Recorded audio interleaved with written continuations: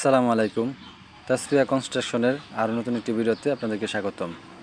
আমাকে অনেকেই বলেন যে ভাই, ছাদের উপরে যে বাড়তি রডের অংশগুলো থাকে তো ওইগুলো কীভাবে সংরক্ষণ করে রাখা যায়। তো আজকের ভিডিওটা কিন্তু তাদের জন্য। তো আসলে আমরা অনেকে বাড়ির কাজ করি, বাড়ির কাজ করার সময় কিন্তু যে ছাদের উপরে যে বাড়তি রডের অংশগুলো থাকে তো ওইগুলো আমরা যত্ন নিই না, অবহেলিতভাবে পড়ে থাকে। তো তখন ওইগুলো কি হয় যে দেখা গেছে জং ধরে কিন্তু গুঁড়াগুলো ক্ষয় হয়ে যায়। তখন কিন্তু উপরতলার কাজ করতে গিয়ে কিন্তু একটা সমস্যার সম্মুখীন হতে হয়। আপনারা অবহেলা না করে রডগুলো ভালোভাবে ঘষে রেড অক্সাইড দিয়ে তারপরে এভাবে ঢালাই করে দিতে পারেন। তো এটাই হবে সবচেয়ে বেটার। আবার অনেকেই রং ইউজ করে, আবার অনেকেই গ্রাউটিন দিয়ে রাখে। তো রং এবং গ্রাউটিন ওইগুলো এক সময় আস্তে আস্তে নষ্ট হয়ে যায়।